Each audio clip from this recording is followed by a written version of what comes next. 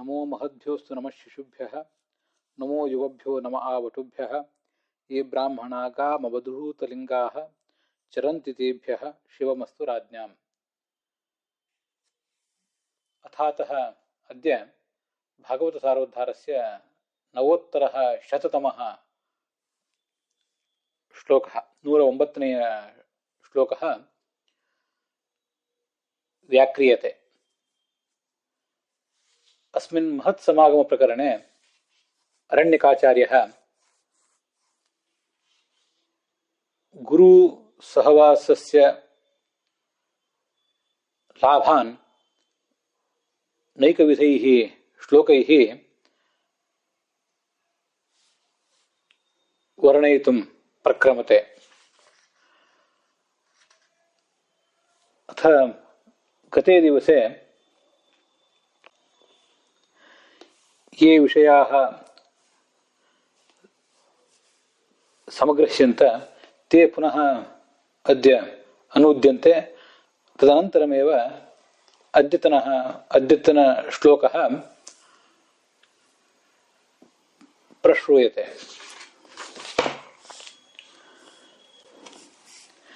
ये केचन जनाः हरेः गुरूणां च अभक्ताः तेषु कृतः संघः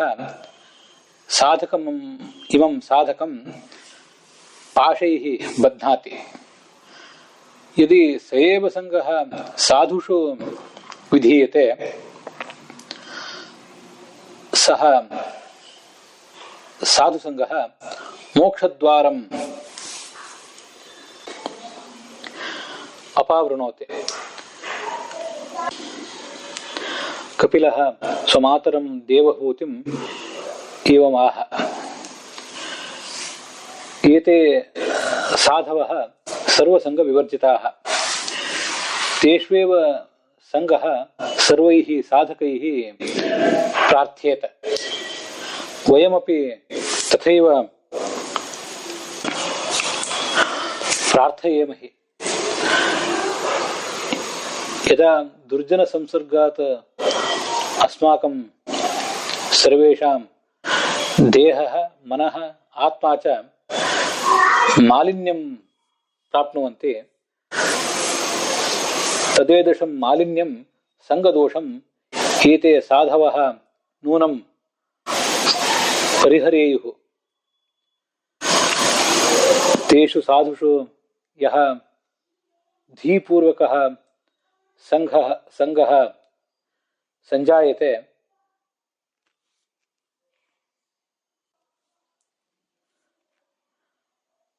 तदा साधकोऽयं निसंगत्वाय कल्पते।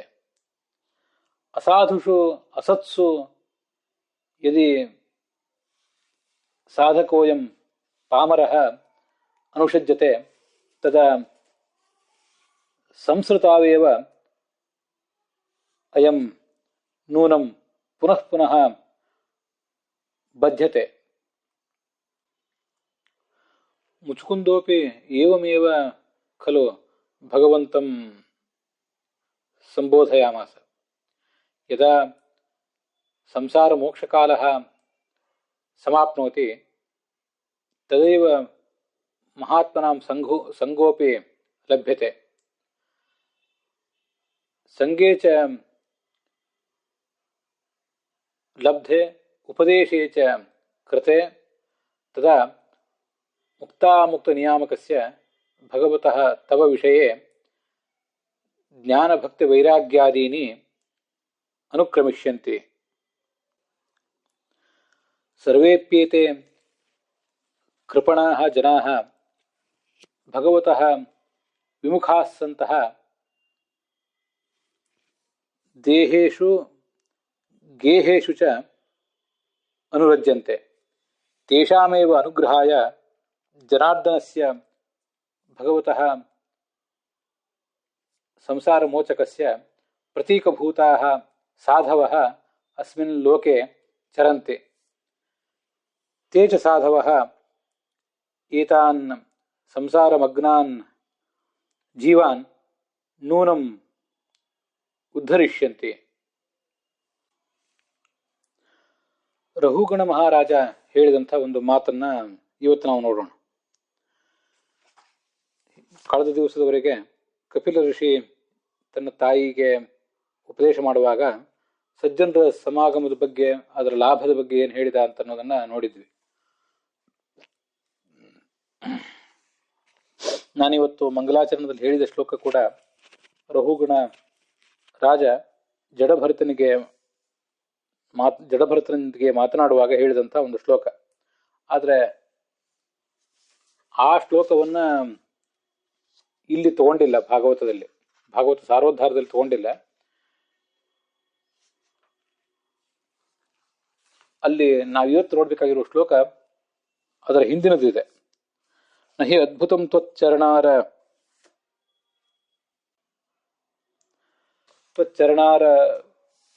ಚರಣ ರೇಣುಭಿ ಹತಾಂಹಸಃ ಭಕ್ತಿರಧೋಕ್ಷಜೇಮಲ ಮಾಹೂರ್ತಿಕಾ ದ್ಯಸ್ಯ ಸಮಾಗಮಾಚ್ಯಮೆ ದುಸ್ತರ್ಕ ಮೂಲೋಪಹತೋ ಅವಿವೇಕ. ಇದು 110ನೇ ಶ್ಲೋಕ ಮತ್ತು ಭಾಗವತದ 5ನೇ ಸ್ಕಂದದ 13ನೇ ಅಧ್ಯಾಯದ 22ನೇ ಶ್ಲೋಕ. ಅವಧೂತರು ಆ 5ನೇ ಸ್ಕಂದದ 13ನೇ ಅಧ್ಯಾಯದ 21 ಮತ್ತು 22 ಇವಿಷ್ಟು ಶ್ಲೋಕಗಳನ್ನು ಕೂಡ ತಗೊಂಡಿದ್ದಾರೆ. 23ನೇ ಶ್ಲೋಕವನ್ನು ನಾನಿವತ್ತು ಮಂಗಲಾಚರಣದ ರೂಪದಲ್ಲಿ ಹೇಳಿದೆ.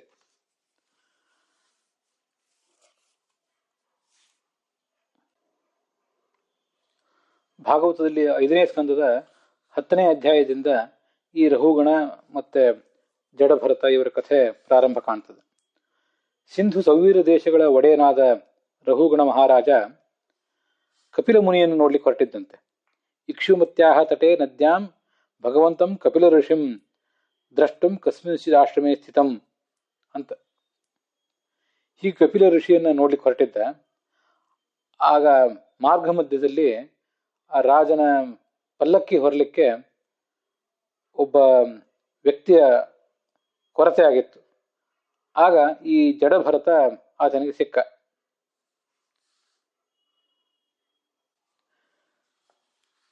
ಅದರಂತೆ ಈ ಜಡಭರತ ಏನೂ ಹೆಚ್ಚಿನ ಆಕ್ಷೇಪವನ್ನೇನು ಮಾಡಲಿಲ್ಲ. ಬಲಾತ್ಕಾರವಾಗಿ ಅವನು ಎಳ್ಕೊಂಡು ಬಂದಿದ್ರು, ಅವನೇನು ಹೊರಲಿಕ್ಕೆ ತೊಡಗಿದೆ. ಕೊನೆಗೆ ಆ ಜಡಭರತನ ಚರ್ಯೆಯನ್ನ ಇದನ್ನೆಲ್ಲವನ್ನು ಗಮನಿಸಿ ಆ ರಾಜನಿಗೆ ಸ್ವಲ್ಪ ವಿಳಂಬವಾಗಿ ಆದರೂ ಕೂಡ ಈತ ಮಹಾಜ್ಞಾನಿ ಅಂತನ್ನೋದು ಗೊತ್ತಾಯ್ತು. ಹಾಗೆ ಗೊತ್ತಾದಾಗ ಆತನಿಗೆ ಅವನು ನಮಸ್ಕಾರ ಮಾಡಿ ಅವನಿಂದಲೇ ತತ್ವ ಜಿಜ್ಞಾಸೆಯನ್ನು ಮಾಡಿಕೊಂಡ ಅಂತ ಭಾಗವತ ಹೇಳುತ್ತದೆ. ಶಿಬಿಕಯ ತ್ವರಯ ಅವರುಹ್ಯ ಶಿರಸ ಪಾದಮೂಲ ಮುಪಗತಃ ಕ್ಷಮಾಪಯನ್ ವಿಗತ ನರದೇವ ಸ್ಮಯ ಉವಾಚ ಅಂತ. ನಾನು ರಾಜ ಅನ್ನುವ ಅಹಂಕಾರವನ್ನು ಬಿಟ್ಟು ಆ ಜಡಭರತನ ಪಾದಕ್ಕೆ ನಮಸ್ಕಾರ ಮಾಡಿ ಕ್ಷಮೆ ಕೇಳಿ ಆತನನ್ನ ಕೇಳಿದಂತೆ, ನೀನು ಯಾರು, ಇಷ್ಟು ಗೂಢವಾಗಿ ಸಂಚಾರ ಮಾಡ್ತಿದ್ದೀಯಲ್ಲ, ಇದನ್ನು ಹೇಳು ಅಂತ ಅವನನ್ನ ಕೇಳಿದ. ಮುಂದೆ 11ನೇ ಅಧ್ಯಾಯದಿಂದ ಆರಂಭ ಮಾಡಿಕೊಂಡು ಆ ಜಡಭರತ ಏನು ಉಪದೇಶ ಮಾಡಿದ ಅನ್ನುವ ವರ್ಣನ ಕೇಳಿ ಬರ್ತದೆ. ಸುದೀರ್ಘವಾದ ಉಪದೇಶವನ್ನೇನು ಮಾಡಿದ್ನಲ್ಲ, ಅದಾದ್ಮೇಲೆ ಕೊನೆಗೆ ರಹುಗಣ ತ್ವಮಪಿ ಹಿ ಅಧ್ವನೋಸ್ಯ ಸನ್ಯಸ್ತದಂಡ ಕೃತಭೂತಮೈತ್ರ ಅಸಜ್ಜಿತಾತ್ಮ ಹರಿಸೇವಯ ಶಿತಜ್ಞಾನಾಸಿ ಮಾದಾಯ ತರಾತಿ ಪಾರಂ ಅಂತ ಉಪದೇಶ ಮಾಡ್ತಾನೆ. ರಹುಗಣನೆ, ಸಂಸಾರದ ಮಾರ್ಗದಲ್ಲಿ ನಡೀತಾ ಇದ್ದೆ, ಎಲ್ಲ ಪ್ರಾಣಿಗಳ ಬಗ್ಗೆನೂ ಕೂಡ ಮೈತ್ರಿಯನ್ನ ತೋರು, ಹಿಂಸೆಯನ್ನು ದೂರ ಇಡು, ವಿಷಯ ಪದಾರ್ಥಗಳ ಕಡೆ ಮನಸ್ಸನ್ನು ಹರಿಸಬೇಡ, ಶ್ರವಣ ಮನನ ಧ್ಯಾನ ಇತ್ಯಾದಿಗಳನ್ನೆಲ್ಲ ಮಾಡಿ ಜ್ಞಾನ ಸಂಪಾದನೆ ಮಾಡಿ ಆ ಜ್ಞಾನವೆಂಬ ಖಡ್ಗದಿಂದ ಈ ಸಂಸಾರವೆಂಬ ಅರಣ್ಯದ ವೃಕ್ಷಗಳನ್ನ ಬಳ್ಳಿಗಳನ್ನೆಲ್ಲ ತರಿದು ಹಾಕು.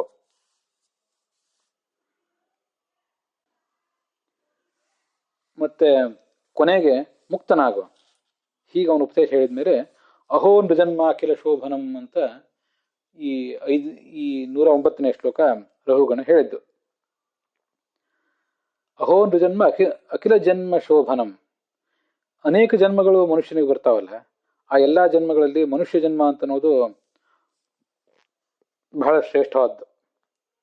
ಅದರಿಂದಲೇ ಸಾಧನೆ ಆಗ್ತದೆ ಮನುಷ್ಯನಿಗೆ. ಸ್ವರ್ಗದಲ್ಲಿ ಸುಖ ಭೋಗ ಅನುಭವಿಸಲಿಕ್ಕೋಸ್ಕರ ನಾವೇನಾದ್ರೂ ಒಂದಿಷ್ಟು ಕರ್ಮಗಳನ್ನು ಮಾಡಿದರೆ ಆ ಕರ್ಮಗಳ ಫಲವಾಗಿ ಸ್ವರ್ಗಲೋಕದಲ್ಲಿ ಸುಖ ಸಿಕ್ಕೀತು. ಆದರೆ ಅದು ಶಾಶ್ವತವಾದಂತಹ ಸುಖ ಅಲ್ಲ. ನಾವಿಲ್ಲಿ ಮಾಡಿದ್ದು ಕರ್ಮಫಲ, ಕಾಮ್ಯ ಕರ್ಮಗಳನ್ನು ಮಾಡಿದ್ವಿ. ಆ ಕರ್ಮಫಲವನ್ನು ಕೊಡುವ ಕಾಮ್ಯ ಕರ್ಮಗಳನ್ನು ಮಾಡಿದ್ರಿಂದ ಸ್ವರ್ಗ ಸುಖ ಸಿಕ್ಕಿತ್ತು. ಅಂತೂ ನಮಗೆ ಈಗ ಬಂದ ಜನ್ಮ ಕೇವಲ ಸ್ವರ್ಗ ಸುಖವನ್ನು ಕೊಟ್ಟ ಜನ್ಮ ಮಾತ್ರ. ಅಂಥ ಜನ್ಮದಿಂದ ಏನು ಫಲ ಆದೀತು, ನಮಗೆ ಏನು ಫಲ ಸಿಕ್ಕಿತು? ಅದು ಮನುಷ್ಯ ಜನ್ಮ ಆದ್ರೂ ಅದರ ಹೆಗ್ಗಳಿಕೆ ಏನು? ಜನ್ಮ ಸಫಲ ಆಗ್ಬೇಕಾದ್ರೆ ಋಷಿಕೇಶ ಯಶಃಕೃತಾತ್ಮನಾಂ, ಭಗವಂತನ ಲೀಲೆಗಳಲ್ಲಿ ನೀವೇನು ಮನಸ್ಸಿಟ್ಟಂಥವರು, ನಿಮ್ಮಂತಹ ಜ್ಞಾನಿಗಳಿದ್ದೀರಿ, ಅವರ ಸಮಾಗಮ ಮತ್ತೆ ಆಗಬೇಕು. ಮಹಾತ್ಮನಾಂ ವಃ ಪ್ರಚುರ ಸಮಾಗಮ. ಇಲ್ಲದೆ ಹೋದ್ರೆ ಮನುಷ್ಯ ಜನ್ಮವೂ ಕೂಡ ವ್ಯರ್ಥವಾದದ್ದೇ. ಅಂಥ ಮನುಷ್ಯ ಜನ್ಮ ಸಿಕ್ಕು ಕಾಮ್ಯಕರ್ಮವನ್ನೇ ಮಾಡಿ ಮತ್ತೆ ಸ್ವರ್ಗಕ್ಕೆ ಹೋಗುವುದಾದ್ರೆ ಆ ಮನುಷ್ಯ ಜನ್ಮದಿಂದ ಏನೂ ಫಲ ಇಲ್ಲ. ಭಗವಂತನ ಗುಣಗಳನ್ನು ಕೊಂಡಾಡುವ, ಅವನ ಕರ್ಮಗಳನ್ನು ಕೊಂಡಾಡುವ ಭಾಗವತರ ಸಹವಾಸ ಆಗಬೇಕು, ಅದು ಮುಖ್ಯ.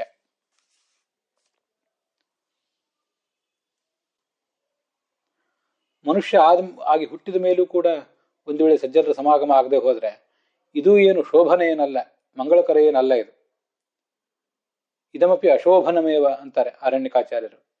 ಯದಿಚ ಏವಮಪಿ ಇದಂ ಶೋಭನಮಿತ್ಯುಚ್ಯತೆ ತರ್ಹಿ ಕೇವಲಂ ತತ್ರ ಭವತಾಂ ಪ್ರದ್ವೇಷ ಏವ ಮೂಲಂ ದೃಶ್ಯತೆ.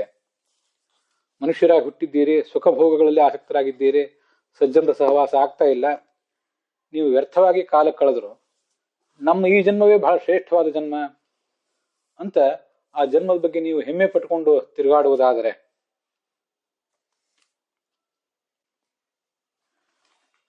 ಶಾಶ್ವತವಾದ ಗುರಿಯೊಂದರ ಕಡೆಗೆ ಗಮನವೇ ಇಲ್ಲ ಅಂತ ಆದ್ರೆ, ಆಗ ಪ್ರಾಯ ನಿಮಗೆ ನಿಮ್ಮ ಗುರಿಯ ಕಡೆ ಗಮನ ಇಲ್ಲ ಅಂತ ಮಾತ್ರ ಅಲ್ಲ, ನೀವು ಭಗವಂತನ ಭಕ್ತರಾದ ಭಾಗವತರನ್ನ ದ್ವೇಷಿಸ್ತಾ ಇದ್ದಿರಬೇಕು. ಆ ಭಾಗವತರನ್ನ, ಮಹಾತ್ಮರನ್ನ ದ್ವೇಷ ಮಾಡಿದರ ಫಲವಾಗಿ ನಿಮಗೆ ಅವರ ಸಹವಾಸ ಬೇಡ ಅಂತ ಕಾಣಿಸ್ತಾ ಇದೆ. ಅದರಿಂದ ನಿಮ್ಮ ಜನ್ಮ ಹಾಳಾಗಿದೆ. ಇಲ್ಲಿ ದ್ವೇಷ ಅಂತ ಹೇಳ್ತಿದ್ದಾರಲ್ಲ ಅರಣ್ಯಕಾಚಾರ್ಯರು, ಮೂಲ ಶ್ಲೋಕದಲ್ಲಿ ಬಂದಿಲ್ಲ, ಆದ್ರೆ ಅವ್ರು ಹೇಳ್ತಿದ್ದಾರೆ.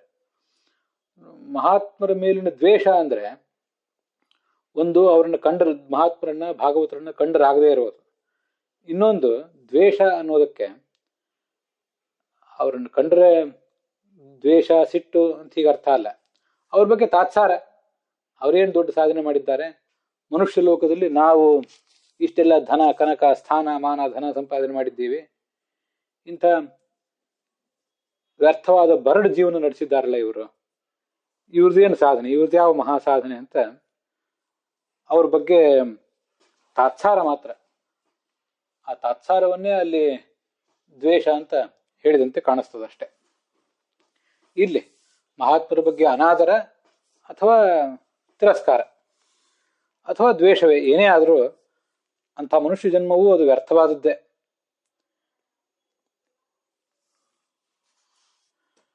ಇತೋಪಿ ವಿಶೇಷೇಣ ಅಪರೈಹಿ ಜನ್ಮಭಿಃ ಕಿಂ ಅಪರಾಧಂ ಅಹೋ ಇತಿ.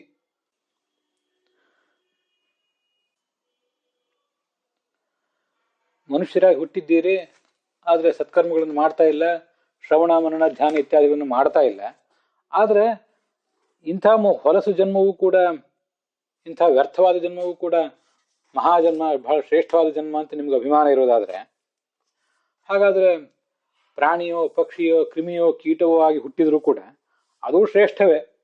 ನಿಮ್ಮ ಮನುಷ್ಯ ಜನ್ಮ ಮಾತ್ರ ಯಾಕೆ ಶ್ರೇಷ್ಠ? ಎಲ್ಲ ಜನ್ಮಗಳು ಶ್ರೇಷ್ಠ ಅಂತಲೇ ಹೇಳ್ಬೋದಲ್ಲ. ಆದ್ರಿಂದ ತಾತ್ಪರ್ಯ, ಮನುಷ್ಯನಾಗಿ ಹುಟ್ಟಿದ ಮೇಲೆ ಜ್ಞಾನ ಸಾಧನೆ ಮಾಡ್ಕೊಳ್ಳದೆ ಹೋದ್ರೆ ಅವನು ಮನುಷ್ಯನಾಗಿ ಹುಟ್ಟಿದ್ರು ಒಂದೇ, ಪ್ರಾಣಿಯಾಗಿ ಹುಟ್ಟಿದ್ರು ಒಂದೇ.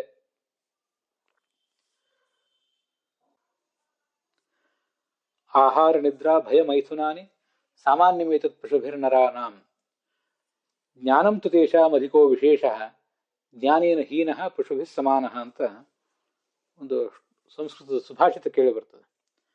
ಆಹಾರ ನಾವು ತಿಂತೇವೆ, ಪ್ರಾಣಿಗಳು ತಿಂತವೆ. ನಿದ್ರೆ ಇಬ್ಬರೂ ಮಾಡ್ತೇವೆ. ಭಯ ನಮ್ಮಿಂದ ಇನ್ನೊಬ್ಬರಿಗೆ ಭಯ, ಇನ್ನೊಬ್ಬರಿಂದ ನಮಗೆ ಭಯ, ಇದೆಲ್ಲ ಪ್ರಾಣಿಗಳಲ್ಲೂ ಕಂಡಿದೆ, ನಮ್ಮಲ್ಲೂ ಕಂಡಿದೆ. ಸಂತಾನೋತ್ಪತ್ತಿಗಾಗಿ ಹೆಣ್ಣು ಗಂಡುಗಳ ಒಂದು ಕೂಟ, ಎಲ್ಲ ಪ್ರಾಣಿಗಳು ಅದನ್ನು ಮಾಡಿಯೇ ಮಾಡ್ತವೆ. ಮನುಷ್ಯ ಅದೇ ಸಂಗತಿಗಳನ್ನ, ಹೊಟ್ಟೆ ಹೊರೆಯುವ ಕೆಲಸಗಳನ್ನ ಮತ್ತೆ ಈ ಹೆಣ್ಣು ಗಂಡುಗಳ ದಾಂಪತ್ಯವನ್ನ ಸ್ವಲ್ಪ ವಿಶಿಷ್ಟವಾಗಿ ಮಾಡ್ತಾನಷ್ಟೆ. ಒಂದು ವೈಶಿಷ್ಟ್ಯ ಏನು ಬಂತು? ಜ್ಞಾನಂತು ತೇಷಾಂ ಅಧಿಕೋ ವಿಶೇಷ. ಮನುಷ್ಯನಲ್ಲಿ ಇರಬೇಕಾದ ಆದರೆ ಈಗ ಇಲ್ಲದೆ ಇರುವ ವೈಶಿಷ್ಟ್ಯ ಅಂದರೆ ಅದು ಜ್ಞಾನವೇ ಸರಿ. ಆ ಜ್ಞಾನ ಇಲ್ಲದೆ ಹೋದರೆ ಅದು ವ್ಯರ್ಥವೇ.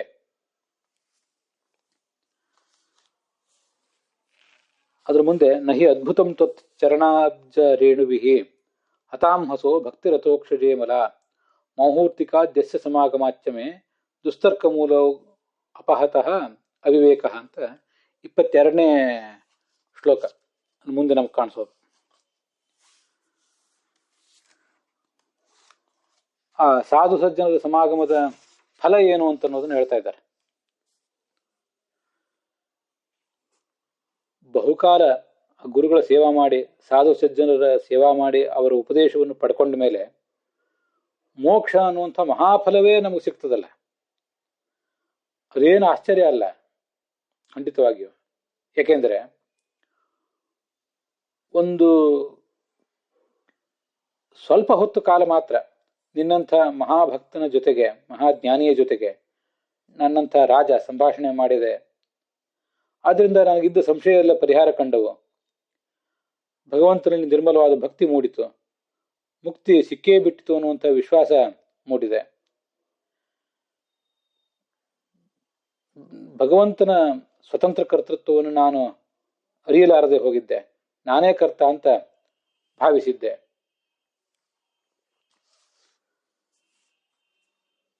ಈ ಅನುವಾದವನ್ನು ನೋಡುವವರು ಸ್ವಲ್ಪ ಗಮನಿಸಿ ನೋಡಬೇಕು.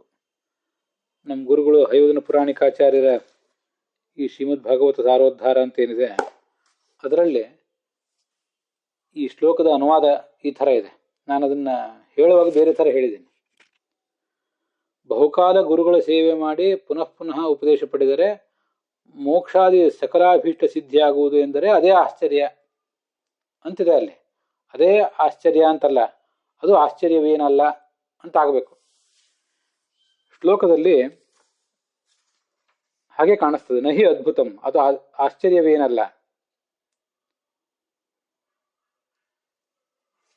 ಮತ್ತೆ ಗುರುಗಳೇ ಅನುವಾದ ಮಾಡಿರುವಂತಹ ಭಾಗವತ, ಸುಲಲಿತ ಭಾಗವತ ಅಂತ ಅದಕ್ಕೆ ಹೆಸರು. ಅಲ್ಲಿ ಅದು ಸ್ಪಷ್ಟವಾಗಿದೆ. ಅದನ್ನು ನೋಡಿ ಈ ತಿದ್ದುಪಡಿ ಆಗಬೇಕು ಅಂತ ಹೇಳ್ತಿದ್ದೇನೆ.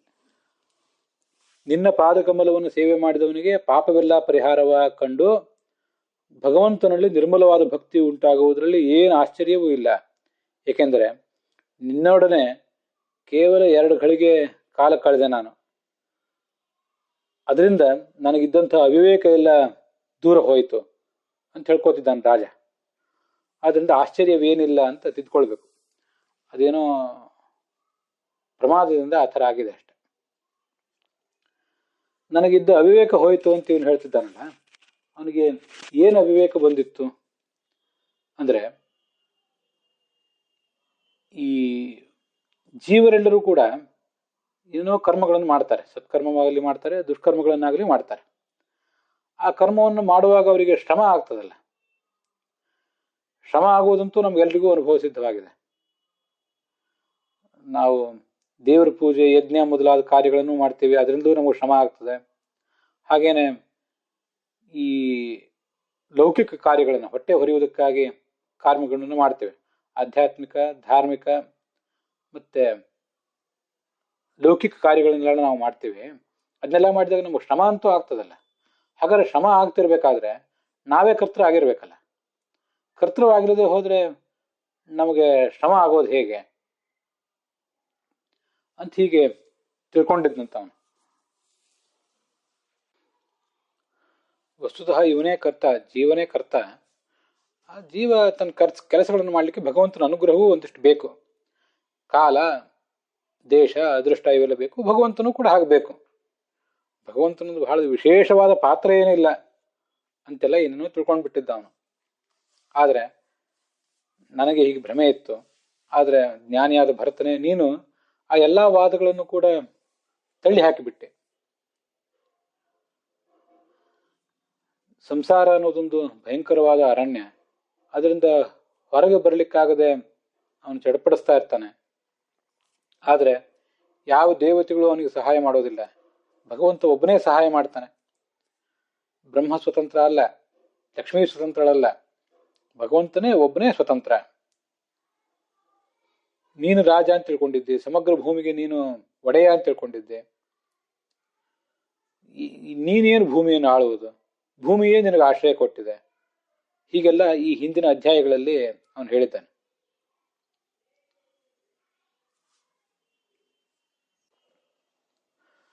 ರಾಜ ಜಗತ್ತನ್ನು ಪಾಲಿಸ್ತಾನೆ, ಜನರಿಗೂ ಆಶ್ರಯ ಕೊಟ್ಟಿದ್ದಾನೆ ಅಂತ ಜಗತ್ತಿನಲ್ಲಿ ಹೇಳ್ತಾರೆ. ಅದೆಲ್ಲ ಅಜ್ಞಾನಿಗಳು ಹೇಳುವಂತ ಮಾತಷ್ಟೇ. ಅದಕ್ಕೇನು ಬೆಲೆ ಇದೆ? ಹೀಗೆ ಯಾರು ಹೇಳ್ತಾರೇನು? ತಲೆಯನ್ನು ಹಿಡಿದುಕೊಂಡಿರುವುದು ಯಾವುದು? ಕುತ್ತಿಗೆ. ತಲೆ ಇರುವುದು ಕುತ್ತಿಗೆ ಮೇಲೆ, ಕುತ್ತಿಗೆ ಇರುವುದು ಎದೆಯ ಮೇಲೆ, ಹಾಗೆ ಎದೆ ಇರುವುದು ಸೊಂಟದ ಮೇಲೆ. ಆದ್ರಿಂದ ತಲೆಗೆ ಕುತ್ತಿಗೆಯೇ ಆಧಾರ, ಕುತ್ತಿಗೆಗೆ ಎದೆಯೇ ಆಧಾರ ಅಂತ ಹೀಗೆ ಯಾರು ಹೇಳ್ತಾರೆ. ಅದಕ್ಕೇನಾದ್ರೂ ಅರ್ಥ ಇದೆಯಾ? ಏನೂ ಇಲ್ಲ ಅಂತ ಆ ಜಡಭರತ ಈ ಹಿಂದೆನೇ ಭಗವಂತನ ಸ್ವಾತಂತ್ರ್ಯವನ್ನು ಮನವರಿಕೆ ಮಾಡಿಕೊಟ್ಟಿದ್ದಾನೆ. ಆಗ ಅವನಿಗೆ ಎಲ್ಲ ಥರದ ಮೋಹ ಹೋಗಿ ತಿಳುವಳಿಕೆ ಬಂತು ಅಂತ ಅಲ್ಲಿದೆ. ಇದು ಈ ಹಿಂದೆ ಆ ಜಡಭರತ ರಾಜನ ಪಲ್ಲಕ್ಕಿ ಹೊರುವಂತ ಸಂದರ್ಭ ಬಂದಿತ್ತಲ್ಲ, ಅಲ್ಲಿ ಆ ಜಡಭರತ ಏನೋ ಸ್ವಲ್ಪ ತಪ್ಪು ಹೆಜ್ಜೆಗಳನ್ನು ಇಟ್ಟಾಗ, ಯಾಕೆ ತಪ್ಪು ಹೆಜ್ಜೆ ಇಟ್ಟಿದ್ದ? ಕಾಲ ಕೆಳಗೆ ಇರುವೆ ಮತ್ತೇನಾದ್ರು ಪ್ರಾಣಿಯೋ ಏನಾದ್ರು ಇದೆಯೋ ಸತ್ತು ಹೋಗಿ ಬಿಡ್ತದೇನೋ ಅಂತ ಅವನು ಆಲೋಚನೆ ಮಾಡ್ತಿದ್ದ ಅಷ್ಟೆ.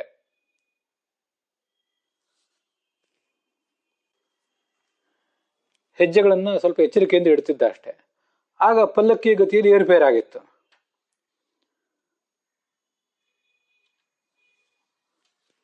ಆಗ ಅವನು ಆ ಜಡಭರತನಿಗೆ ರಘುಗಣ ಮಹಾರಾಜ ವ್ಯಂಗ್ಯವಾಗಿ ಈ ತರ ಹೇಳಿದ್ದ: ಅಹೋ ಕಷ್ಟಂ ಭ್ರಾತಃ ವ್ಯಕ್ತಂ ಉರು ಪರಿಷ್ಟಾಂತಃ ದೀರ್ಘಮಧ್ವಾನಂ ಏಕಏವ ಊಹಿತವಾನ್ ಸುಚಿರಂ ನಾತಿ ಪೀವಾನ್ ಅತಿ ಸಂಹನನಾಂಗಃ ಜರಸಾಚ ಉಪದ್ರುತಃ ಭವಾನ್ ಸಖೇ ನೋ ಏವ ಅಪರಯೇತೆ ಸಂಘಟ್ಟಿನಃ. ವ್ಯಂಗ್ಯವಾಗಿ ಮಾತಾಡಿದ್ನಂತೆ. ಪಾಪ, ನಿನಗೆ ತುಂಬಾ ಶ್ರಮ ಆಗಿರ್ಬೇಕು ಪಲ್ಲಕ್ಕಿ ಹೊತ್ತು. ಒಬ್ಬನೇ ಹೊತ್ತಿದ್ಯಲ್ಲ ಇಷ್ಟು ದೂರ ಪಲ್ಲಕ್ಕಿಯನ್ನ. ಹಾಗೆ ನೋಡಿದ್ರೆ ನೀನೇನು ಬಹಳ ದಡೂತಿ ಗಟ್ಟಿಮುಟ್ಟಿ ಆಸಾಮಿಯೂ ಅಲ್ಲ, ನಿನ್ನ ಅಂಗಾಂಗಗಳು ಬಲಿಷ್ಠವಾದವೂ ಅಲ್ಲ, ವಯಸ್ಸೂ ಆಗಿದೆ ಪಾಪ ನಿನಗೆ. ಆದ್ರಿಂದ ನಿನಗೆ ತೊಂದರೆ ಆಗ್ತದೆ. ಆದ್ರೆ ನಿನ್ನ ಜೊತೆ ಈ ಪಲ್ಲಕ್ಕಿ ಹೊರುವಂಥ ಉಳಿದವರು ಇದ್ದಾರಲ್ಲ, ಈ ಭೋಗಿಗಳು, ಅವ್ರು ಹಾಗಿಲ್ಲ. ಎಲ್ಲ ಯುವಕರಾಗಿದ್ದಾರೆ, ಗಟ್ಟಿಮುಟ್ಟಾಗಿದ್ದಾರೆ. ಆದ್ರಿಂದ ಅವ್ರಿಗೆ ಶ್ರಮ ಆಗಿಲ್ಲ, ನಿನಗೆ ಮಾತ್ರ ಶ್ರಮ ಆಗಿದೆ. ನಿನಗೆ ಶ್ರಮ ಆಗಿದೆ ಅಂತ ಅಲ್ಲಿ ಬಂದಿತ್ತು. ಆ ಜಡಭರತನಿಗೆ ಶ್ರಮ ಆಗಿದೆ ಅಂತ ರಾಜ ಹೇಳುವಾಗ ಜಡಭರತನನ್ನೇ ಕರ್ತೃ ಅಂತ ಅವನು ತಿಳ್ಕೊಂಡಿದ್ದಾನೆ. ಮತ್ತೆ ಬೇರೆ ಎಲ್ಲ ಸಂದರ್ಭಗಳಲ್ಲೂ ಕೂಡ ನಮ್ಮ ಕೆಲಸಗಳನ್ನು ನಾವು ಮಾಡುವಾಗ ನಮ್ಗೆ ಶ್ರಮ ಆಗ್ತದಲ್ಲ, ಆ ಶ್ರಮದಿಂದ ನಾವೇ ಕರ್ತೃಗಳು ಅಂತ ಗೊತ್ತಾಗ್ತದೆ ಅಂತ ಹೇಳಿದ್ದ ಅವನು. ಹೀಗೆ ತಿಳ್ಕೊಂಡಿದ್ದ. ಅದ್ರದ್ದೆಲ್ಲ ಸಾರಾಂಶ ಇಲ್ಲಿದೆ ಅಂತ ಕಾಣಿಸ್ತದೆ. ನಾನೇ ಕರ್ತೃ ಅಂತ ತಿಳ್ಕೊಂಡಿದ್ದೆ, ಆದ್ರೆ ನಾವ್ಯಾರೂ ಕರ್ತೃಗಳೇ ಅಲ್ಲ, ಪರಮಾತ್ಮನೇ ಕರ್ತೃ ಅನ್ನೋದನ್ನು ನೀನು ನನಗೆ ಮನವರಿಕೆ ಮಾಡಿಕೊಟ್ಟು ಬಿಟ್ಟಿ ಅಂತ ಇದ್ದಾನವನು. ಅದಕ್ಕಾಗಿ ಹಿಂದೆ 10ನೇ ಅಧ್ಯಾಯದಲ್ಲಿ ಬಂದದನ್ನ ಈಗ ಹೇಳಿದೆ ಅಷ್ಟೆ. ಅಲ್ಲಿಂದ ಮುಂದೆ ನಮೋ ಮಹದ್ಭ್ಯ ಅಸ್ತು ನಮಃ ಶಿಶುಭ್ಯ ಅನ್ನುವಂಥ 23ನೇ ಶ್ಲೋಕ, ಅದನ್ನು ಹೇಳಬೇಕು ಅಂತ ಕಾಣಿಸ್ತು ನನಗೆ. ಮಂಗಳಾಚರಣದಲ್ಲಿ ಅದನ್ನೇ ಹೇಳಿದ್ದೆ. ಅದನ್ನ ಪುರಾಣಿಕಾಚಾರ್ಯರು ತಮ್ಮ ಅನುವಾದದಲ್ಲಿ ಕೊನೆಗೆ ಒಂದು ಸ್ವಲ್ಪ ಮಾತ್ರ ಹೇಳ್ಕೊಂಡಿದ್ದಾರೆ, ಸೂಚನೆ ಮಾಡಿದ್ದಾರೆ ಅದನ್ನು. ಮಹದ್ಭ್ಯ ದೊಡ್ಡವರಿಗೆ ನಮಸ್ಕಾರ.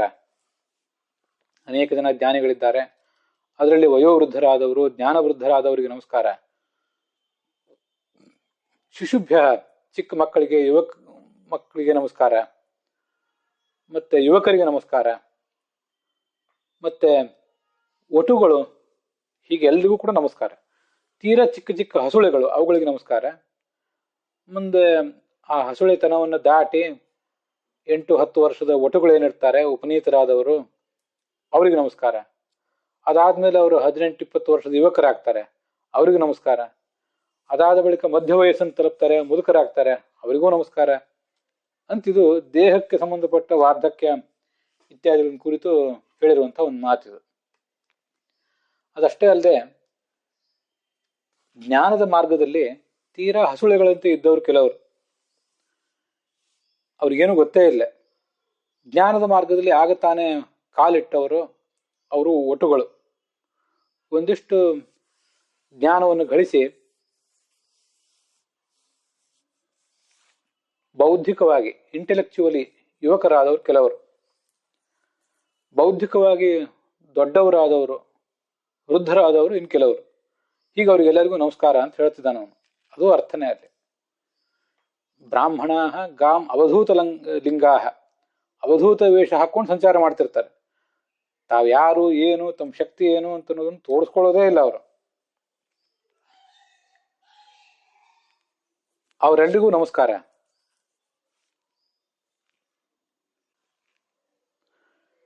ಅವರೆಲ್ಲರಿಗೂ ನಮಸ್ಕಾರ. ಮತ್ತೆ ನಾನು, ನನ್ನಂಥ ಅನೇಕ ಜನ ರಾಜರು, ಶ್ರೀಮಂತರು, ಅಧಿಕಾರಸ್ಥರು, ಅಧಿಕಾರದ ಮತದಿಂದ, ಸ್ಥಾನಮಾನ ಮತದಿಂದ ಯಾರ್ಯಾರಿಗೂ ಜ್ಞಾನಿಗಳಿಗೆ ಅನೇಕ ಬಾರಿ ಅಪಚಾರ ಮಾಡಿರುವ ಸಾಧ್ಯತೆ ಇದೆ. ಅದಕ್ಕೆ ನಾನೇ ಸಾಕ್ಷಿ. ಈಗ ಜಡಭರ್ತನಿಗೆ ನಾನೇ ಅಪಮಾನ ಮಾಡಿಬಿಟ್ಟಿದ್ದೆ. ಹಾಗೆ ನನ್ನಂತೆ ಯಾರ್ಯಾರೋ ಮಾಡಿರಬಹುದು. ಆದರೆ ನಾವು ಮಾಡಿದ ಈ ಅಪಚಾರ, ಜ್ಞಾನಿಗಳಿಗೆ ಮಾಡಿದ ಅಪಚಾರ, ಅದೆಂದೂ ನಮಗೆ ಅನಿಷ್ಟ ಮಾಡದೆ ಹೋಗಲಿ, ನಮ್ಮನ್ನ ಭಗವಂತ ಕ್ಷಮಿಸಲಿ ಅಂತ ಅವನು ಕೇಳ್ಕೊತಾ ಇದ್ದಾನೆ. ಹಿಂದೆನೂ ಕೂಡ 10ನೇ ಸ್ಕಂದದಲ್ಲೂ ಕೂಡ ಹೇಳಿದ್ದ ಅವನು, ನಾಹಂ ವಿಶಂಕೆ ಸುರರಾಜ ವಜ್ರ ನ ತ್ರ್ಯಕ್ಷಶೂಲ ನ ಯಮಸ್ಯ ದಂಡಾತ್ ನಾಗ್ಯರ್ಕ ಸೋಮಾನಿಲ ವಿತ್ತಪಾಸ್ತ್ರಾತ್ ಛಂಕೆ ಭೃಶಂ ಬ್ರಹ್ಮಕುಲಾವಮಾನಾತ್. ದೇವೇಂದ್ರನ ವಜ್ರಾಯುಧಕ್ಕೂ ನಾನು ಭಯ ಪಡೋದಿಲ್ಲ, ಶಿವನ ಕೈಯಲ್ಲಿರುವ ತ್ರಿಶೂಲಕ್ಕೆ ನಾನು ಅಂಜೋದಿಲ್ಲ, ಯಮನ ದಂಡ ನನ್ನನ್ನು ಬಂದು ದಂಡಿಸಿದರೂ ನಾನು ಭಯ ಪಡೋದಿಲ್ಲ. ಅಗ್ನಿ, ಸೂರ್ಯ, ಚಂದ್ರ, ವಾಯು, ಕುಬೇರ, ಇವರು ಯಾವ ಅಸ್ತ್ರಗಳಿಂದ ನನಗೇನೂ ಆಗೋದಿಲ್ಲ, ಅಥವಾ ನಾನು ಹೆದರೋದಿಲ್ಲ. ಆದರೆ ಜ್ಞಾನಿಗಳನ್ನು ನಾನು ಅವಮಾನಿಸಿಬಿಟ್ರೆ ಅದು ನನ್ನ ಸಕಲ ಸಾಮ್ರಾಜ್ಯದ, ನನ್ನ ಪ್ರಜೆಗಳ, ನನ್ನ ವಂಶದ ನಾಶ ಮಾಡಿಬಿಡ್ತದೆ. ಅದಕ್ಕೆ ನಾನು ಭಯ ಪಡ್ತೇನೆ ಅಂತ ಅವನು ಹಿಂದೆನೂ ಕೂಡ ಹೇಳಿದ್ದ. ಅದನ್ನು ಮತ್ತೆ ಈಗಿಲ್ಲೇ ಹೇಳ್ತಾ ಇದ್ದಾನೆ. ಭಗವಂತ ಚಿಕ್ಕ ವಯಸ್ಸಿನ ಮಕ್ಕಳಲ್ಲೂ ಇದ್ದಾನೆ, ಹಸುಳುಗಳಲ್ಲಿದ್ದಾನೆ, ಒಟುಗಳಲ್ಲಿದ್ದಾನೆ, ಯುವಕರಲ್ಲಿದ್ದಾನೆ, ಮಧ್ಯವಯಸ್ಕರಲ್ಲಿದ್ದಾನೆ. ಮತ್ತೆ ಅವನು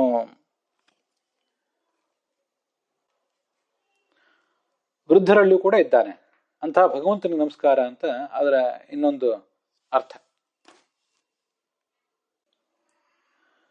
ಋಗ್ವೇದದಲ್ಲಿ ಹೀಗೊಂದು ಮಂತ್ರವೇ ಇದೆ, ನಮೋ ಮಹದ್ಭ್ಯೋ ನಮೋ ಅರ್ಭಕೇಭ್ಯೋ ನಮೋ ಯುವಭ್ಯೋ ನಮಃ ಆಶಿನೇಭ್ಯ ಯಜಾಮ ದೇವಾನ್ ಯದಿ ಶಕ್ನವಾಮ ಮಾಜ್ಯಾಯಸಂ ಶಮಾವೃಕ್ಷಿ ದೇವಾಹ ಅಂತ ಹೀಗೊಂದು ವೇದ ಮಂತ್ರವೇ ಇದೆ.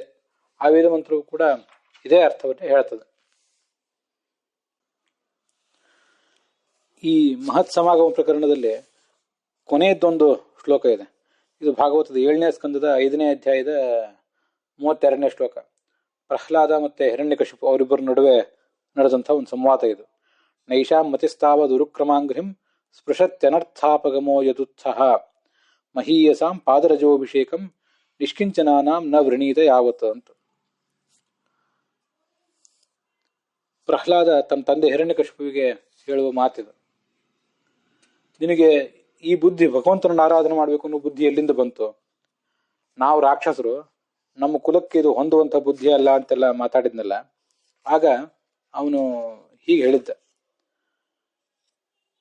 ಜ್ಞಾನಿಗಳಾದವರ ಪಾದಧೂಳಿ ನಮ್ಮ ತಲೆಯ ಮೇಲೆ ಬೀಳಬೇಕು. ಅದು ಬಿದ್ದಾಗ ಆಗ ನಮ್ಮ ಮನಸ್ಸು, ನಮ್ಮ ಬುದ್ಧಿ, ನಮ್ಮ ಶಿರಸ್ಸು ಭಗವಂತನ ಪಾದವನ್ನ ಮುಟ್ಟಿತು. ಮಹಾತ್ಮರ ಪಾದಕ್ಕೆ ನಮ್ಮ ತಲೆ ಎರಗಿದರೆ ಮಾತ್ರ ಆ ಭಗವಂತನ ಸ್ವರೂಪ, ಭಗವಂತನ ಪಾದ ನಮ್ಮ ಕಣ್ಣಿಗೆ ಕಂಡಿತು. ನಮಗೆ ಈ ಐಹಿಕ ಸ್ಥಾನ, ಮಾನ, ಧನ, ಹೆಣ್ಣು, ಗಂಡು ಇದ್ರ ಬಗ್ಗೆ ವೈರಾಗ್ಯ ಬಂದಿರಬಹುದು. ಆದರೆ ಮಹಾತ್ಮರ ಪಾದಗಳಿಗೆ ನಾವು ನಮಸ್ಕಾರ ಮಾಡಿ, ಅವರ ಸೇವಾ ಮಾಡಿ, ಅವರ ಜ್ಞಾನವನ್ನು, ಉಪದೇಶದ ಮೂಲಕ ಅವರ ಜ್ಞಾನವನ್ನು ಪಡ್ಕೊಳ್ಳದೆ ಹೋದರೆ ಪರಮಾತ್ಮನ ಜ್ಞಾನ ನಮಗೆ ಬರೋದೇ ಇಲ್ಲ.